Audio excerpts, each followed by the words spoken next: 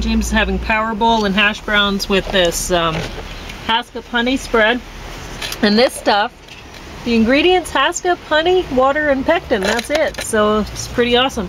And that's the Powerball. He still hasn't eaten a salad, so he'll eat that. And Dream Scenario got top of the stack against the great masters of the Italian Renaissance. And well, I'll talk about the great masters of the Italian Renaissance. It's not common that I give a fiction film top of the stack against a documentary. I'm shocked it's got Nicolas Cage in it. Yeah, yeah. Is it the first thing you've liked him in since Raising Arizona? I liked it. It seemed kind of long, but honestly, when I thought about it at the end, I wouldn't have edited anything out of it anyway. So I thought they did a good job. I don't really need to talk about it. It's an interesting sort of idea. I don't want to give it away. You know, like it says, meet the man of your dreams at the bottom, and you look at him and you're like, okay, what's this about, right? So they kind of hinted it just with that, but I won't. So I'm going to talk about the great masters, the rest of this, after I read my poem, The Library Jon Crowd, which I wrote May 10th, 2024. While I was at the library, I wandered in to use the John. It wasn't full. It usually is full, but someone there had gone. The others in the stalls were out, passed out. They snored a little bit. They'd likely taken drugs, no doubt, and picked a private place to sit. A woman stood there at the sink and dyed her multicolored hair. I noticed the familiar stink of chemicals she dyed with there. When young, I dyed my hair as well. I didn't like myself back then. She didn't either. I could tell. I'll never be like her again. So, I have quite a lot of notes to get through from this great master, so I'll read them to you. Fra Angelico, sorry. His babies look like dolls, heads too small. His angels had parrot wings, multicolored, which I liked. Yeah, very nice. Too many people crowded too closely. I did like how he included monkeys. The people looked too smooth and perfect like porcelain. I liked his floating golden words coming from an angel's mouth. He seemed to really tell stories with his paintings. I like how some people look deep in thought, others laughing, like each has a personality and isn't posed. 1449, he painted 13 panels, which illustrated the life of Jesus. I don't know why he painted Jesus and Mary as white-skinned people with blonde hair. It's funny, Italians. I mean, Botticelli had this problem too. He's Italian and he painted a lot of blondes. Like the blondes, yeah. Piero della Francesca. I don't know what the makers of the series were thinking when they picked out the music that played in the background. You'd think it would have been easy to find some instrumental Italian Renaissance music.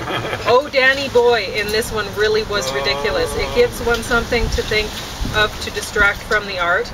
I don't like it. I'm creeped out by the naked babies and angels and such. Also, the babies' heads are too small for their bodies, which seemed to be a common problem at the time. He painted cloth well. I liked the Madonna from the 1460s church Francesco.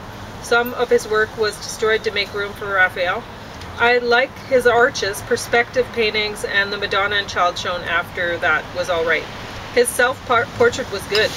He was almost blind in 1482 and didn't finish his last painting. He really was good with perspective. I think he died in 1492. I think that's what they were saying.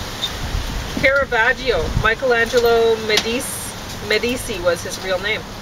Medici, I think so. Medici, okay. I didn't realize he came from that family. Several members of his family were priests. His dad died of a plague which left him orphaned at age 5. He painted horses well.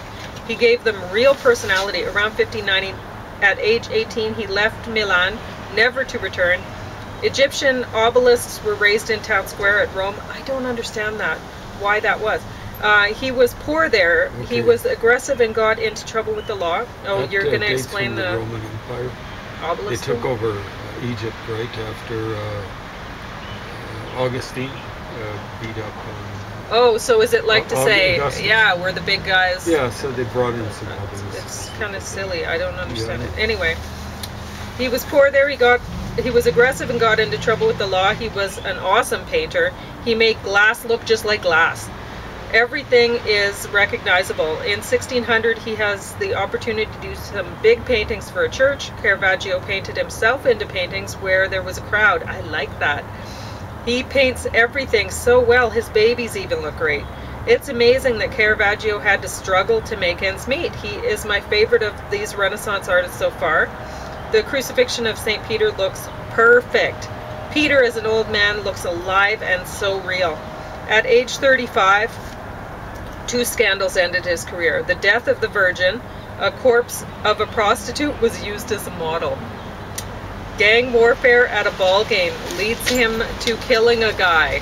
He's condemned to death, and he managed to escape the city, though. So he takes refuge in Naples. He goes to Malta, where he fits into society well. He traced his signature in the blood that flowed from the wound of John the Baptist in the decapitation of John the Baptist, which was interesting, right? And the narrator of this is saying, well, it's because he identifies with John the Baptist, because he's been, like, he has a death sentence hanging over his head if he can't go back home. So he died at age 39 on July 18th, 1610. He had a fever and died in some sand dunes. He laid there and no one helped him. Tintoretto? Not great. Too busy for me. That's all I wrote. Well, I mean, I really didn't like his stuff, I guess. Tintoretto came from a different place. I think he came from Venice. Most of these guys came from Florence or some other places.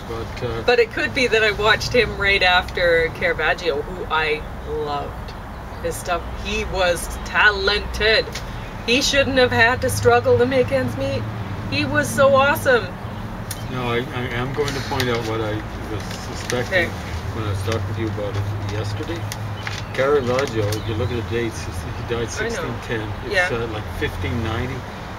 These other guys are like 1490, 100 years before. So he was actually using a lot of the stuff that they developed. They'd already figured out. Now, Tintoretto is probably pretty late too. It's kind of like with the Romans compared to the Greeks or whatever. You know, they've already made this progress. No, Tintoretto came late too. I think these are kind of borderline what are called. Same thing with Michelangelo, borderline Baroque. And it's a different era and stuff like that. The thing about Tintoretto is he kind of had a workshop going. He wasn't, from what I can tell, as bad as Rubens. Rubens, a lot of his stuff, he'd lay out the design and then he'd have his, I guess you'd call them, well, it's like servants or something like that, not quite slaves. Yeah. But the people in his guild or whatever, they'd be slapping stuff down. Students, I'm not sure what you call them. Apprentices. Apprentices, there we go. Van Dyck. Antwerp was the largest of the Flemish ports. He was apprenticed at age 11 to a painter. He developed quickly, painting an old man at age 14 with chiaroscuro.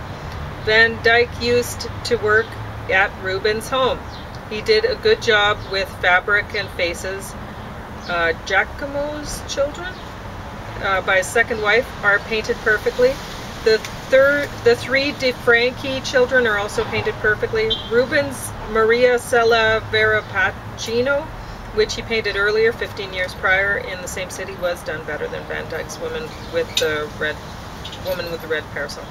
Rubens seemed to do everything but children better than Van Dyck. The city's wealth had come from trade. Trade was often entangled with war. The monk was painted perfectly in that piece with Madonna and Child. Like, that one was awesome. So, I mean, he did some stuff really great. I'm not saying it was total dud. He does seem to just be a portraitist with problems in composition, though. They mentioned, he proved himself, like, the people were saying that he had problems with composition, but he proved that he could do it here or whatever, and it's like, I don't know. I mean, maybe he didn't have a lot of opportunities to do composition. Well, I don't know. I mean, you could with portraits, but he didn't really. This is Jan Van Dyck. Yeah, he went to London, and I don't know what I was writing with that. He didn't have any dates. I think this is a different Van Dyck than I don't know. So this is why they ended up in English. Yeah, it's Yeah, very you ended late. I'd consider Rubens and Van Dyke. I don't know about that. Rubens considered the work. Okay, so Bernardo Strozzi? You say Strozzi, so it's like pizza. In the second half of the 16th century, Genoa became crowded with churches and palaces. Born in 1581 or 82, there was no proof of birth, so anyway, I didn't care for his art. Caravaggio influenced Strozzi. Strozzi was in a convent. He spent a lot of his time there. I guess he was like not a priest. I don't know, something. Anyway, did he not do much art? They're showing a lot of modern scenes of the city and talking about history. They're also talking more about other artists in the show than Strozzi himself. Strozzi's work bores me so much that I want to fast forward when it's on. Why show breasts? It's creepy when unnatural. Women don't generally wander around in public with a breast hanging out. Giotto, almost a contemporary of Dante. Madonna and Child for the Church of San Giorgio alla Costa, a crucifixion on wood for the Dominican Basilica of Santa Maria Novella. That pretty much ate up a lot of his time. You can tell he was far earlier than the other artists on this DVD. Why didn't this company arrange the artist chronologically? I like all the gold and reds in his work. And that's another thing. They show, like, all of a sudden they'll show a picture that was done by, like in Strozzi, they were showing a picture done by Caravaggio or whatever. And it's like, if you're not actually familiar with Caravaggio and that painting, then you're thinking Strozzi did it, right?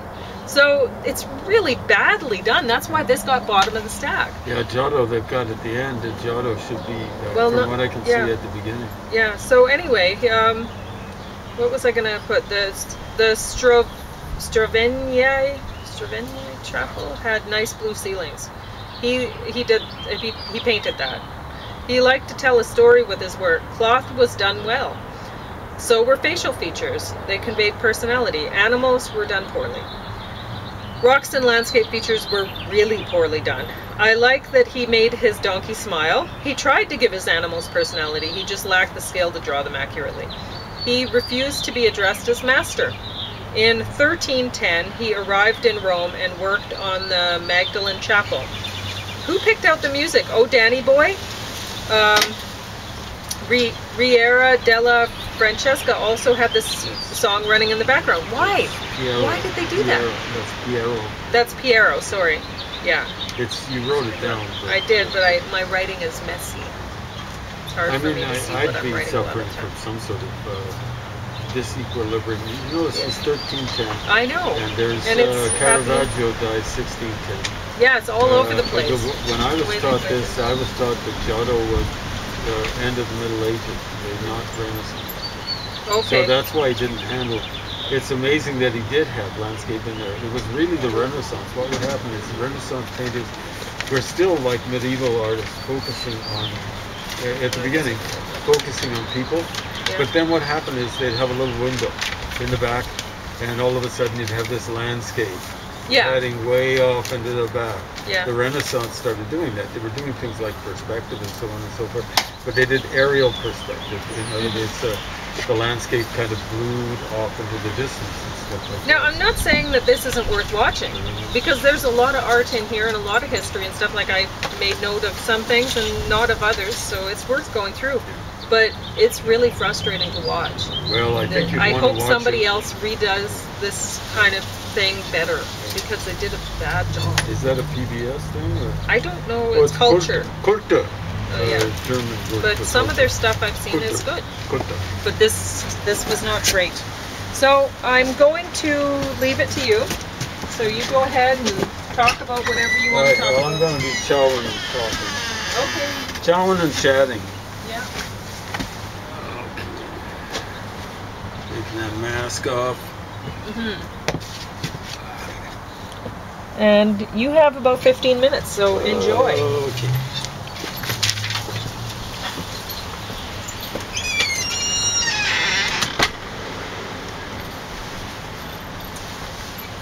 I would like to talk about a particular plague, but just reading an article about it, maybe from 2021. But I'm afraid Pauline will get blocked. I'm not going to even mention what plague we're talking about,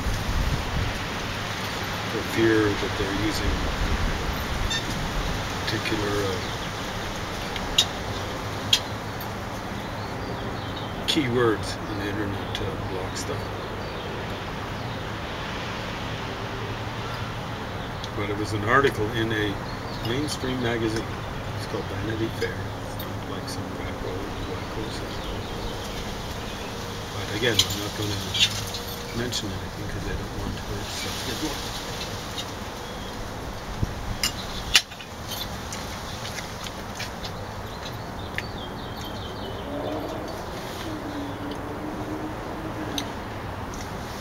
What I want to talk about. I really want to chow down on this ask themselves. Sorry, folks. I'm going to be chowing and chatting at the same time.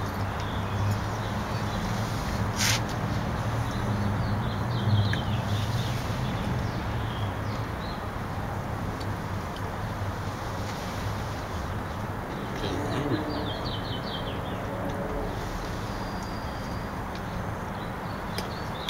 So, what do I want to not talk about?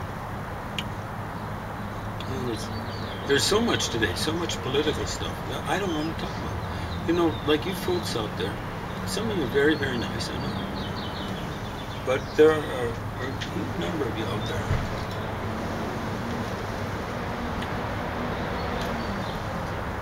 on both the right and the left wing.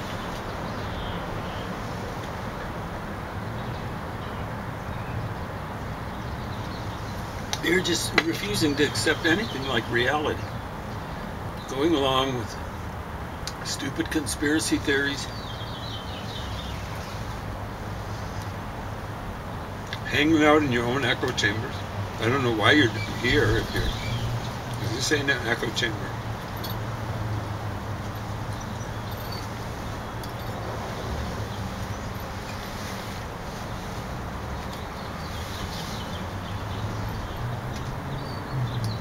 You're getting something that I won't say purports to be reality, but at least makes an attempt to find out what's really happening.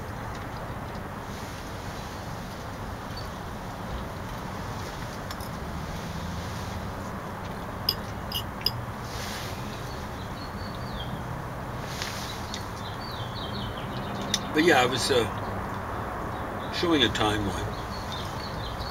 It wasn't really a timeline. It was a literacy percentage one. And it showed 100% literacy. Look at that from your perspective. 0% on this side.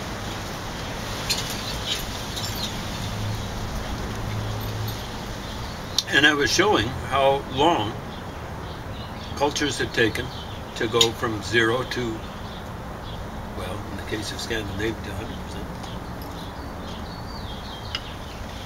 Oh, almost 100%. In the case of Egypt, to go to, I was being charitable, I think, to 75%. That's roughly what it was. I think a little less, 72%. 2004. That's in the 21st millennium. Okay. Or 21st century, after 2000 AD. Egypt was one of the two places that invented writing roughly the same time, maybe 3000 BC, maybe slightly more. 5,000 years, you had 75% literacy rate. Scandinavia, Christianity, and I'm assuming something like literacy, around 1000 AD. AD. 1/5 of the time, got to 100% literacy. Egypt was still struggling along. Something like 3/4 literacy. Right? serious problems. What could it be? Now with England, the literacy rate improved considerably more slowly than with Scandinavia. The Anglo-Saxon language was kind of started getting written down around 500 AD. That's probably the, I'm not saying charitable, but being a little bit, well, some people see it as being charitable. You know, I think most people say 600 AD is maybe when the Anglo-Saxon, Old English tradition started to become a literate tradition. From my point of view, it'd be more charitable to say it started 600 AD. Why is that? There are a lot of people stomping around this world going around saying, oh, you know, like the Abbasid Caliphate was so superior. The Muslim tradition is so superior because the Abbasid Caliphate centered out of Baghdad, present-day Iraq, around 800 AD was so superior. Therefore, the tradition is so superior. Well, you know, like Mesopotamia was the place tied with Egypt for first developing writing. 3000 BC. 3000 BC, roughly.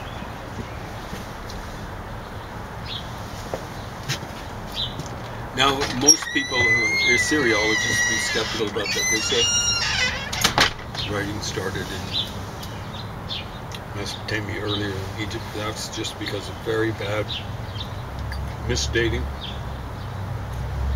by a guy called Flinders Petrie. And most people would call him Sir Flinders Petrie. I don't. He shouldn't be called three-letter words, but four-letter words, really. It's not.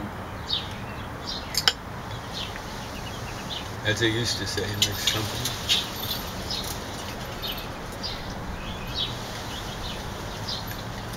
We're going to go with roughly 3000 BC. I've explained before how Flinders Petrie got things so wrong about the development of civilization in Egypt. He claimed it was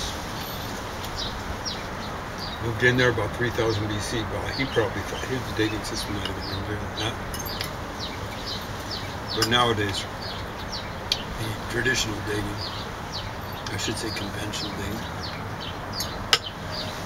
was the beginning of Egyptian civilization, about 3000 BC, starting with the first dynasty. But it looks as though there was writing very well developed, and maintained that came from Mesopotamia. They totally misdated this Mesopotamian material, found largely in the middle of Egypt. I think it's around Abydos, and Thinis.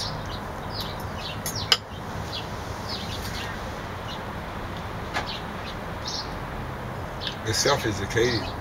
You know, from the early reaches of Mesopotamian history or anything like that. It's Akkadian.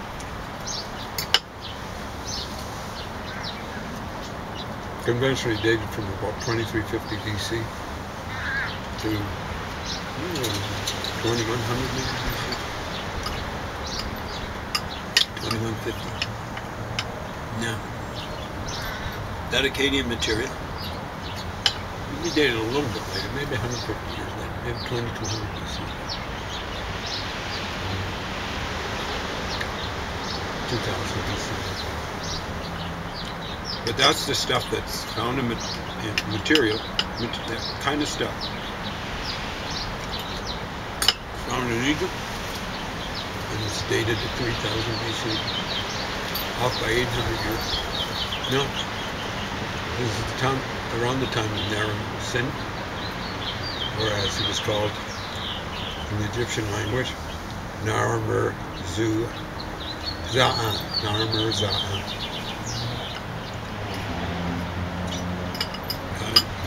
We say Naram Sin, but it really is read. It should be read Naram Zuan.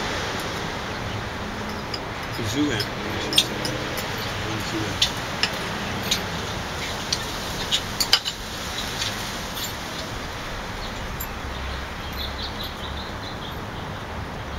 So let's look at the English tradition, literate tradition. We're going to say 500 years because that's more generous to the competition. Gives the English more time to develop and to get up to 100% literacy rate from 0. 1,500 years. With Scandinavia, it was 1,000. But even then, even if we say Egyptian civilization, writing, whatever, started around 2,500 BC. The English have gone farther than the Egyptians. 1/3 the time. Less than 1/3. Well, less than 1/3 the time. If I'm saying it's 2,500 BC when Egyptian civilization started, it started earlier than that. That would be 4,500 years ago. And English civilization, such as it was, started 500 AD. That's 1,500 years ago. 2,500 BC is 4,500 years ago. It's 3 times the length of time. And Egypt hasn't got up to the roughly 100% that England has got to. Problems. Because you see, there are all sorts of stupid people going around saying, oh, like China had this way before people in the West did. What happened? Oh, the Abbasid or Abbasid Caliphate had this way more than the West. What happened? When you start a race before someone else,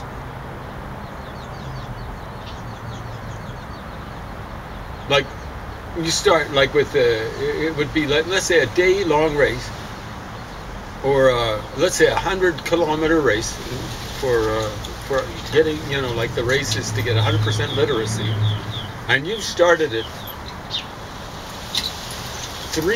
2 days before the people, the person that I'm using, symbolizing the English people.